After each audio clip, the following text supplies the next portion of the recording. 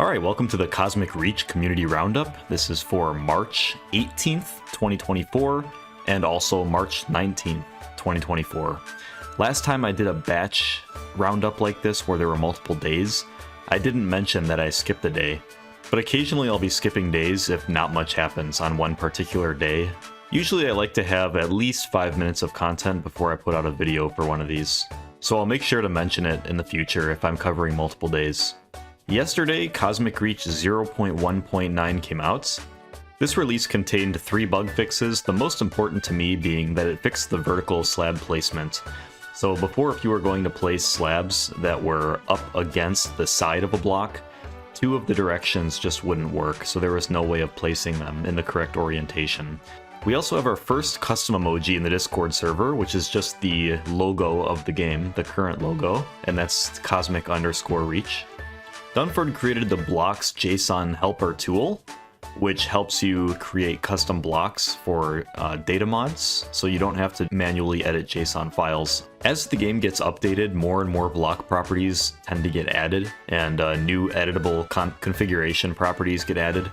So if you're running on a recently released version and you want to use this tool, keep in mind that the tool might not be completely updated for the latest release.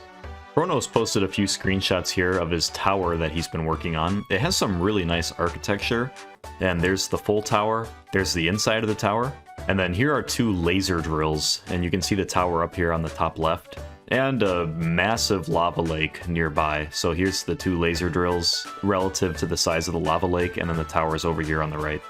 Here's a horror-esque video posted by Junior Guy. And at first, some of these horror clips were a little bit cheesy, but this one's actually not half bad. I kind of liked it.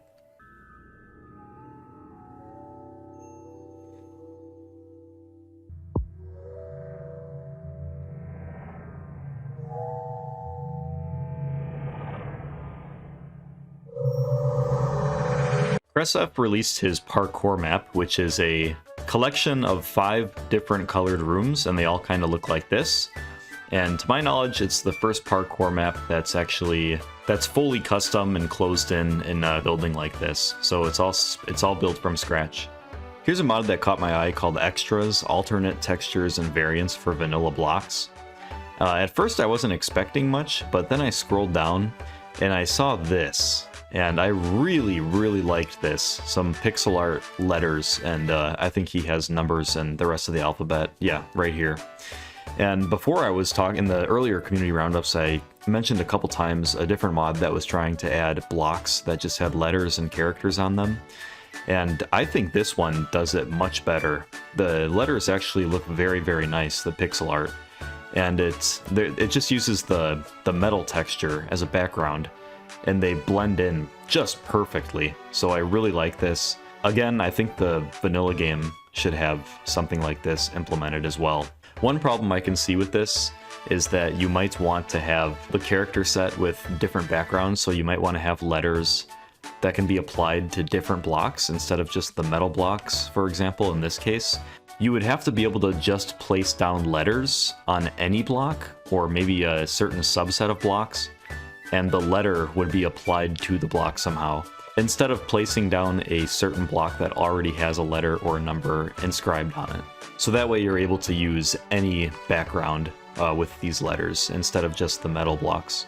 And the mod also comes with some other blocks as well, as you can see down here in the screenshots. I was looking at this mod again, the Ultra Skies mod, and the attempt here is to do funky things with the sky. So give you new colors, give you some clouds, and it doesn't seem like there's a lot of development going on into this, but I was thinking this could actually have a lot of potential. I think it'd be really cool to have a highly configurable sky set, like many different sky settings.